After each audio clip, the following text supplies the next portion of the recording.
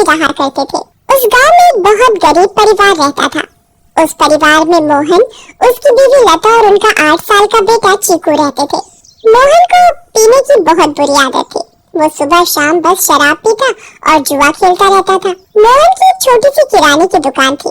मोहन कभी भी उस दुकान को ठीक तरीके से नहीं चलाता था और जितना भी थोड़ा बहुत उस दुकान से कमाता था वो सारी कमाई शराब पीने और जुआ खेलने में उड़ा देता था। वो रोज शराब पीकर लता को मारता था और उसे घर चलाने के लिए कोई पैसे नहीं देता था। एक रात लता और चीकू भूखे बैठे थे क्योंकि घर में खाने के लिए कुछ नहीं था। वो देर तक मोहन का इंतजार करते रहे। अचानक दरवाजे पर खटखटाने की आवाज आती है। माँ, लगता है पापा आ गए। वो जरूर हमारे लिए कुछ खाने को लाए होंगे। हाँ बेटा, अब हम सब मिलकर पेट भरकर खाना खाएंगे। लता जल्दी से दरवाजा खोलने जाती है। जैसे वो दरवाजा खोलती है तो देखती है कि मोहन के दोस्त मोहन को पकड़कर खड़े हैं और मोहन नशे की हालत में है। अरे भैया, इतनी रात को आप लोग? अरे भाभी जी, क्या बताएं, आज तो मोहन ने हद ही कर दी।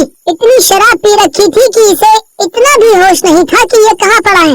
हम इसे चौराहे पर से उठा कर लाए हैं। अगर कोई गाड़ी वाला कुचल जाता तो बताओ आप लोगों की तो जिंदगी खराब हो जाती। हाँ भाभी जी, बस आप लोगों का सोचकर हम इसे यहाँ ले आए, वरना तो इसका सबके साथ ऐसा व्यवहार है कि कोई इसकी मदद ना करे।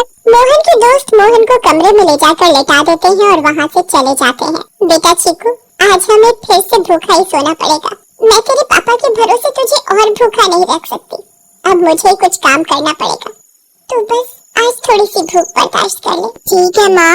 चीकू और लता दूसरे कमरे में सोने चले जाते हैं। तभी मोहन नींद में बड़बड़ाने लगता है। थोड़ी देर बाद मोहन को होश आता है और वो खुद को अपने घर में पाता है। अरे ओ लता, कहाँ मर गई? मुझे बहुत तेज भूख लगी है। चल जल्दी से मेरे लिए खाना लेकर आ। लता बहुत गहरी नींद में सोई हुई होती है और उसे मोहन की आवाज सुनाई नहीं देती। मोहन 4-5 बार आवाज देता है पर लता नहीं उठती। मोहन गुस्से से लाल हो जाता है और कमरे में रखे एक मोटे से डंडे को उठाता है और दूसरे कमरे में जाता है जहाँ लता और चीकू सो रहे होते हैं। वो डंडे से लता को बुरी तरह पीटने लगता है। लता अचानक नींद से उठ खड़ी होती है। बचाओ बचाओ, मुझे मत मारो। मैंने क्या किया? मेरी क्या गलती है जो आप मुझे ऐसे बुरी तरह मार रहे हो? मैं आधे घंटे से आवाज दे रहा हूँ कि मुझे खाना दे दे और तू यहाँ घोड़े बेचकर सो रही है, हैं? ऊपर से मेरे साथ जुबान लड़ा रही है। मोहन लता को बहुत मारता है। आवाज सुनकर चीकू भी नींद से उठ जाता है। वो अपनी माँ को बचाने की बहुत कोशिश करता है पर मोहन किसी से नहीं सुनता और लता को बहुत मारता है। अगली सुबह जब लता उठती है तो उसे बाहर कुछ शोर सुनाई देता है। वो बाहर जाकर देखती है तो लोगों की भीड़ लगी होती है। लता पास जाती है और पूछती है, क्या हुआ रजनी भाभी? अरे तुम्हें नहीं पता क्या? क्या नहीं पता, बताओ क्या हुआ? यही कि चंपा के पति को कल रात एक चुड़ैल उठाकर ले गई। क्या? ये कैसी बातें कर रही हो भाभी आप? चुड़ैल वुड़ैल कुछ नहीं होता। आप भी किसी की बातों पर यकीन कर रहे हो।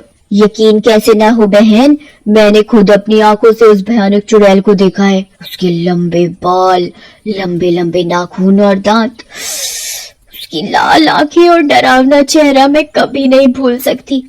जब मैं आधी रात को पानी पीने के लिए उठी तो थोड़ी ठंडक लेने के लिए खिड़की पर खड़ी हो गई थी और तभी मैंने देखा कि एक चुड़ैल चंपा के पति को हवा में उड़ाकर ले जा रही है। ऐसी बातें तो हमें संभल कर रहना होगा और शाम होते ही अपने घर के खिड़की दरवाजे बंद करने होंगे। अब बिल्कुल सही कहा लता भाभी आपने। सब अपने घर चले जाते हैं। लता भी काम ढूंढने निकल पड़ती है। वो घर घर जाकर काम मांगती है पर उसे कहीं काम नहीं मिलता। अंधेरा होने लगता है और आखिर में उसे सरपंच मिलता है। क्या हुआ लता? बड़ी परेशान दिख रही है।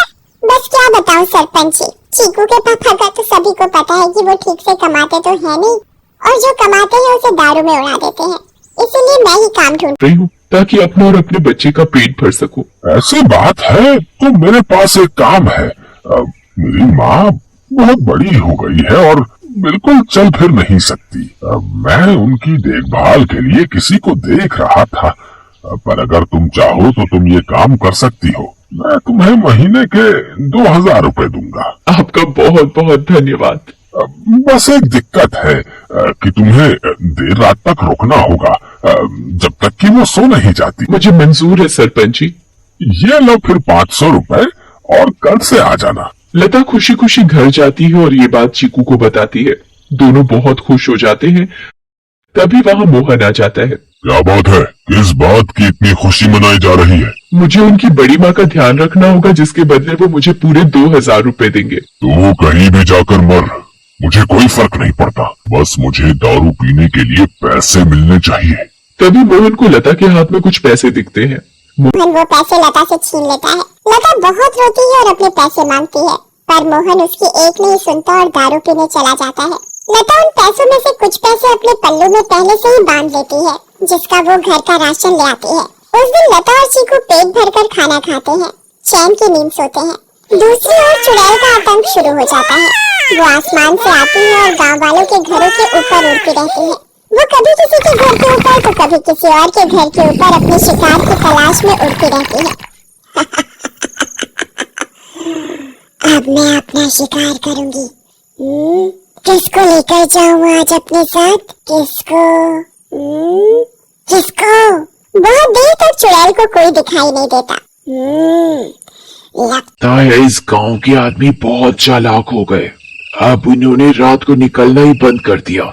अगर ऐसा रहा तो मैं अपना शिकार कैसे करूंगी? किसको लेकर जाऊं अपने साथ? किसको लेकर जाऊंगी अपने साथ? तभी भोला रात को घर के बाहर आता है और रस्सी पर सूख रहे कपड़े उतार कर इकट्ठे करने लगता है। चुड़ैल की नजर भोला पर पड़ती है। मिल गया मेरा शिकार। चुड़ैल भोला पर हमला करती है। वो उसे एक हाथ से पकड़ती है और अपने साथ हवा में उड़ाकर ले जाती है। बचाओ, बचाओ, मुझे छोड़ दो, जाने दो मुझे।